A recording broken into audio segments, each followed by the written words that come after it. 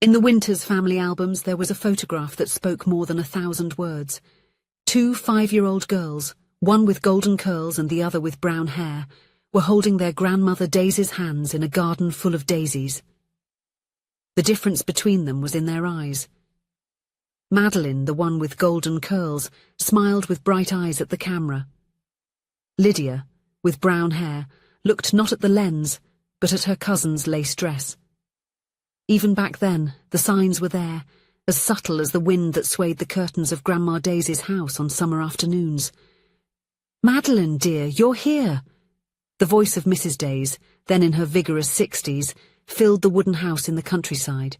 The silver-haired woman with deep blue eyes embraced her granddaughter who had just arrived to spend the summer holidays.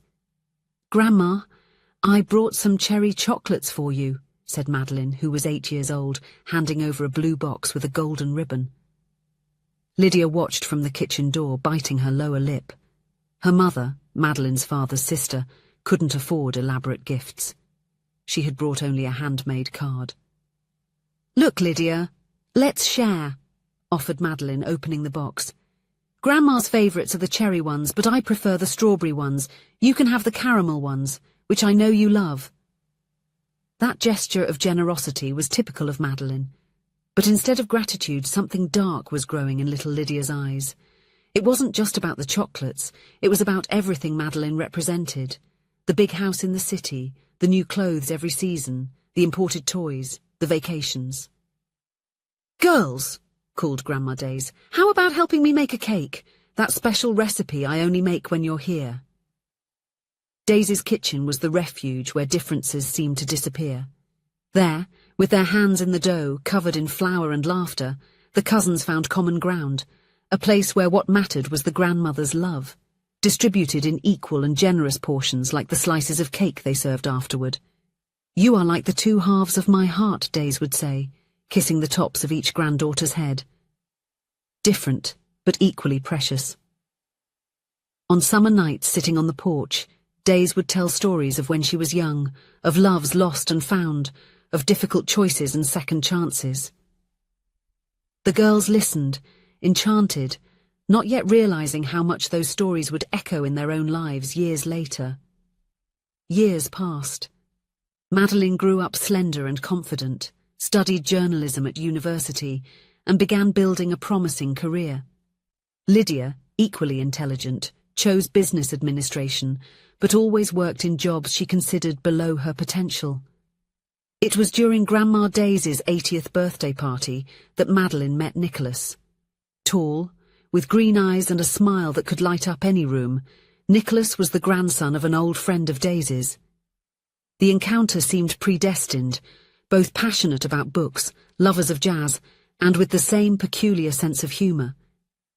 "He's perfect for you," Days whispered to Madeline as they watched Nicholas helping to serve punch to the older guests.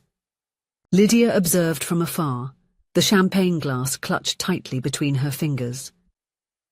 That night, wearing a borrowed dress, she felt that familiar pang in her chest once more upon seeing her radiant cousin beside Nicholas.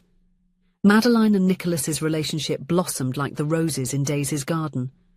For 2 years they built a connection of intimacy and respect, visiting her grandmother's house on weekends, planning trips, and dreaming about the future. Lydia, in turn, closely followed everything. She became friends with Nicholas, finding in him a sympathetic ear for her professional frustrations. "You have the potential for much more," he always used to say, encouraging her. Life went on until Madeline received a proposal that would change everything, to cover a series of special reports in different countries on another continent, a 6-month project that could catapult her career. "You need to go," Nicholas said, holding her hands when Madeline hesitated. "It's the opportunity you've always dreamed of." "I'll be back before you notice my absence," she promised, kissing him tenderly. At that airport, as Madeline departed, Nicholas had no idea that other hands would begin to weave a new plot in her absence. Lydia's first message seemed innocent. "Nicholas, could you help me with some boxes I need to move? I promise to reward you with that risotto you like."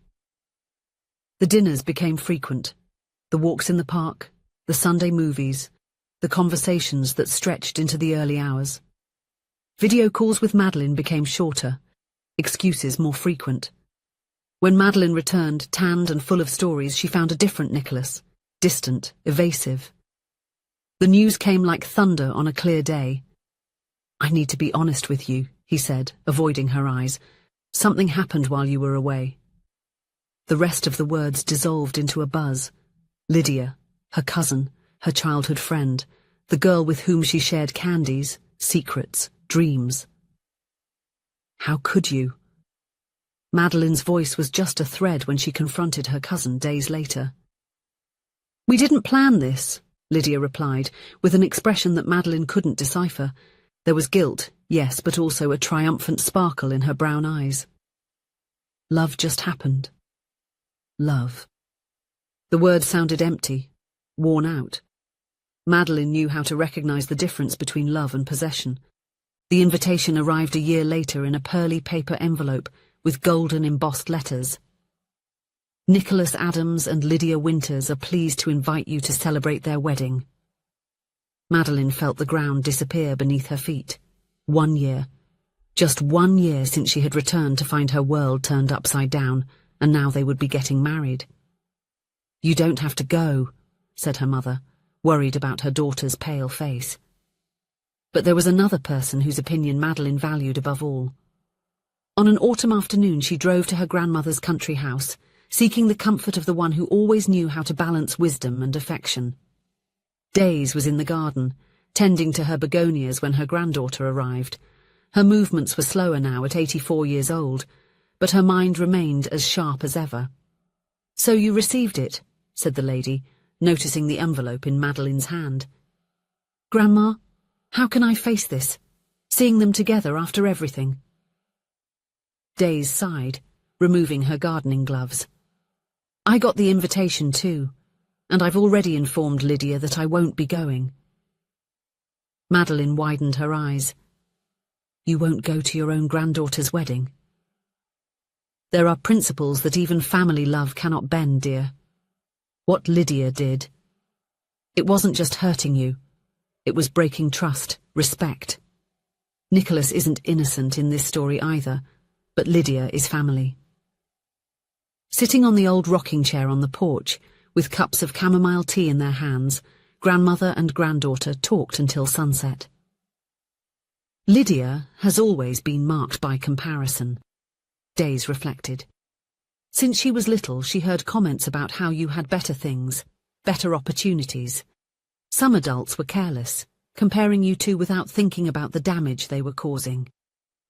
"But that doesn't justify—" "No, it doesn't justify," the grandmother agreed, "but it helps to understand. Envy is like a weed that, if not uprooted, ends up suffocating everything around it, including the very heart of the one who harbours it." That night, lying in the old room of her grandmother's house, Madeline reflected on everything they had discussed. Daisy's words about her cousin reminded her of small moments. Lydia trying on her dresses when she thought she wasn't being watched. The sparkle in her eyes when someone praised Madeline. The way she shrank back when she couldn't match her cousin's achievements. In the morning, as she went down for breakfast, Madeline found her grandmother leafing through an old photo album. "Look," Days said, pointing to a yellowed photo. "This was the Christmas when you got that talking doll. Remember how enchanted Lydia was? She slept hugging the empty box of that doll because she said that way she could dream it was hers." Something broke inside Madeline. It wasn't anger or resentment, but a deep and painful understanding. Behind Lydia's betrayal was a wounded girl who never learned to deal with her darkest feelings. "Grandma," Madeline finally said, "if Lydia has been fed with bad feelings for so long, maybe it's time to offer something different." The wedding day arrived, painting the sky with shades of pink and gold. The small neighborhood church was decorated with white flowers and satin ribbons. The guests, in their best clothes, whispered about the bride, the groom, and inevitably about the betrayed ex-girlfriend. "Do you think she'll come?" "Impossible. After what happened. I heard Lydia invited her just to humiliate her. Imagine the embarrassment if she shows up." The whispers ceased abruptly when a figure entered through the church doors. There was Madeline, in an elegant teal dress, her hair styled in a simple updo, but she was not alone. Leaning on her arm, Mrs. Days walked slowly, wearing a lilac silk ensemble and a small hat with a veil. A murmur swept through the church. Everyone knew that the grandmother had refused to attend, a decision that had left Lydia devastated in recent weeks. Nicholas, standing at the altar, visibly paled. His eyes met Madeline's, and something like shame and admiration crossed his face. Madeline guided her grandmother to a spot in the front row, reserved for the family matriarch. Days squeezed her granddaughter's hand, a gesture that spoke more than words could express. The wedding march began to play. Lydia appeared at the entrance of the church, dazzling in her white lace dress. Her eyes swept over the guests until they stopped, surprised, on the figure of Days. The smile that spread across her face was genuine, not of triumph, but of pure joy at seeing her beloved grandmother present on her big day. The ceremony proceeded with the expected solemnity. Vows were exchanged, rings placed, a new union officially sealed. Throughout the time, Madeline remained serene, not from indifference but from a newly discovered peace that came from the act of choosing forgiveness over resentment. At the reception, while the guests danced and celebrated, Lydia approached Madeline, who was serving a glass of punch to her grandmother. "Can I talk to you for a moment?" the bride asked, her voice trembling. They moved to a quiet corner of the hall. For a few moments the two cousins just looked at each other, the weight of years and choices hanging between them. "Why did you come?" Lydia finally asked. "After everything." "I came for myself," Madeline replied simply. "Because holding on to resentment is too heavy a burden, and I came for Grandma, who deserved to be here, even if she disagreed with your choices." Lydia's eyes filled with tears. "I never imagined you would bring her. When she said she wouldn't come, it was like something inside me broke. She loves you, Lydia. We both do. I'm so sorry," Lydia confessed, tears now flowing freely. "Not for Nicholas, but for how we acted behind your back, for not being honest, for how I took advantage of your absence. I'm sorry for all those years letting envy consume me, for not being strong enough to celebrate your victories, for allowing petty comparisons to poison our bond." Madeline felt her own tears welling up. "I also have my share of blame. I never truly realized how you felt. Maybe if we had talked openly—" "No," interrupted Lydia. "Don't blame yourself for my mistakes. Please accept my apologies. I don't expect us to be like before, but perhaps with time—" "Time is our ally," said Madeline, smiling softly. "And we have a very wise grandmother to guide us." The two looked at Days, who was watching the scene from afar, her eyes shining with tears of pride and hope. Later, when the party was ending and the guests began to say their goodbyes, Days called her two granddaughters to her side. "Come here, my dears," she said, opening her arms.